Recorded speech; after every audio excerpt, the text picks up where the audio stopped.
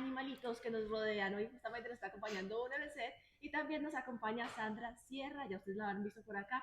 Ella es zootecnista y médica veterinaria. Sandra, bienvenida a Consejo. Hola Margarita, ¿cómo estás? Muchas gracias. Por acá Bueno, con espagueti de visita. bienvenidas a las dos. Hoy vamos a hablar de un tema que suele pasar mucho, la alimentación en los animales, en las mascotas. ¿Qué sucede con esto? Cuando un animal se come algún alimento indebido, ¿cuáles son esos alimentos?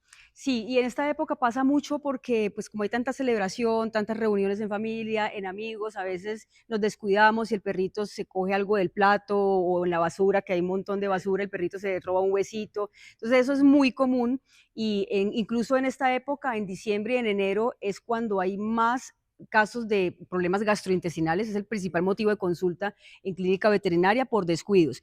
Hay muchos alimentos del consumo de personas normalito que puede ser tóxico para perritos. Algunos generan un desorden gastrointestinal leve, otros pueden llegar a temas ya más serios como pancreatitis, por ejemplo, y otros sí pueden generar toxicidad con daños permanentes.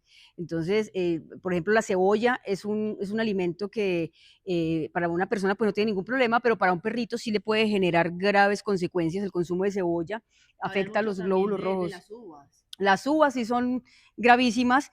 Una sola uva puede generar una intoxicación grave en un perrito, llegando a una insuficiencia renal. Eso es demasiado, demasiado tóxico para perritos. Hay perritos que han comido una uva y no les ha pasado nada, porque depende mucho de la sensibilidad que tenga el perrito, depende mucho del tipo de uva, pero en general las uvas pasas, las frescas, cualquier tipo de uva es tóxica para perritos. El aguacate. El aguacate no, eso sí es un mito, pero claramente depende de la cantidad, ¿cierto? Si espagueti, por ejemplo, se va a comer un aguacate completo, pues ese sí le va a generar un No, desorden pero si está muy gastrointestinal chiquitico. grandísimo, ¿no? Incluso para un perro grande, un aguacate completo, pues va a generar desorden gastrointestinal. El aguacate tiene un componente que se llama la persina, que generalmente provoca diarreas, vómitos, alteración gastrointestinal, pero una pequeña cantidad, por ejemplo, en el tamaño como espagueti, un cuarto, una cucharadita, no le va a causar nada. Lo que es tóxico del aguacate es la cáscara y la pepa, La pero cáscara la de pulpa no, en pequeñas cantidades no tiene problema. el chocolate, ese que todo el mundo menciona que realmente afecta a los animales. El chocolate sí es tóxico porque afecta no solamente la parte gastrointestinal, sino también la parte neurológica, porque también contiene cafeína, además el chocolate, entonces es un estimulante. Depende de la cantidad que consuma también, pero generalmente el chocolate sí es tóxico, el chocolate negro. Entonces, un perrito muy pequeñito con una pequeña cantidad puede verse bien afectado, empezando con la parte gastrointestinal como diarreas y vómitos, pero también llegando al tema neurológico. Bueno, y ya que estamos en diciembre, ¿qué pasa con el buñuelo, con la natilla, el chicharrón, esa comida que es tan tradicional paisa en esta Sí, época? pues para ellos no es un producto de alimento como tal para ellos y incluso esos son muy grasosos. Por ejemplo, un buñuelo es muy grasoso, Bastante, incluso el para uno. chicharrón es altamente grasoso, las carnes que vienen llenas de salsas, eh, asados y demás, pues eso sí puede causar desórdenes. No tanto llegar a generar una toxicidad, pero sí desórdenes que, como te dije hace un momento, puede desencadenarse una pancreatitis.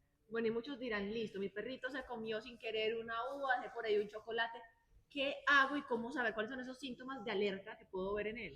Los síntomas normales de una intoxicación son temblores, incoordinación, el perrito no se puede sostener en pie, entonces tiene movimientos errados, diarrea, vómito, puede llegar a convulsionar. Eso depende de la cantidad y el producto que haya consumido. Y depende también del producto que haya consumido, la urgencia, ¿cierto? Por ejemplo, una uva, si yo veo que mi perrito se comió una o dos uvas, yo recomiendo salir para donde el veterinario para revisar síntomas y tratar de estabilizarlo.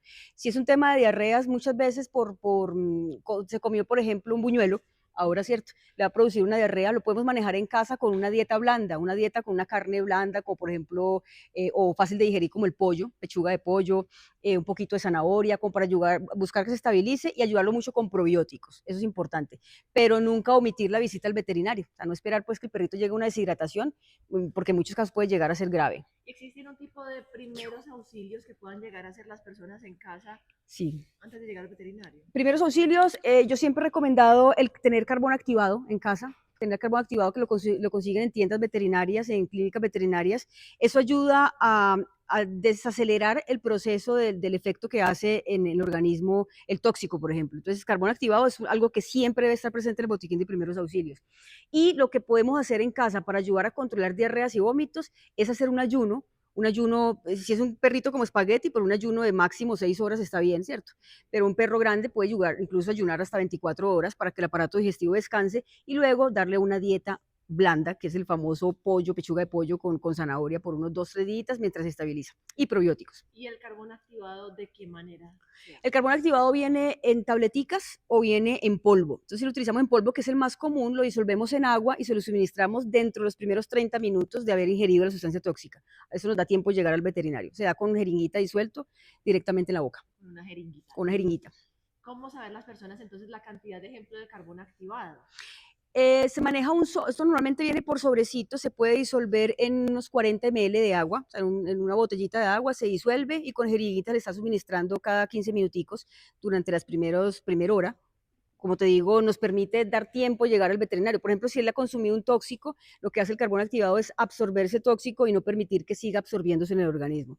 Sandra, una última pregunta. ¿Los huesos, eso que tanto hablan, son buenos para los perritos? ¿No son buenos, pues, del pollito, de la carne de uno? El hueso cocido es un riesgo, ¿cierto? Ese es otro de los problemas que se presentan en esta época. Los huesos cocidos del sancocho, del pollo asado, de todo esto, porque al cocinarse pierden elasticidad, se deshidratan y se convierten en algo que puede astillarse y perforar el aparato digestivo o causar obstrucciones. Entonces el hueso cocido jamás. Hueso crudo sí, pero ese es un tema ya de pronto de conversarlo más adelante, pero el hueso cocinado jamás, eso es un riesgo para ellos. Entonces, en una próxima hablaremos justamente de ese otro tipo de hueso. Sandra Spaghetti, muchísimas gracias por estar acá Con con mucho gusto, nosotros. gracias a Las redes ustedes. sociales para que la gente sepa. Sí, me encuentran en Instagram, en TikTok, en YouTube como @Sandra Sierra, tu vet, de tu veterinaria. Muy bien. Ahí ya ustedes Gracias. escucharon toda la información necesaria para poder cuidar a nuestras mascotas. Compañeras, continuamos con ustedes. Pues muchísimas gracias.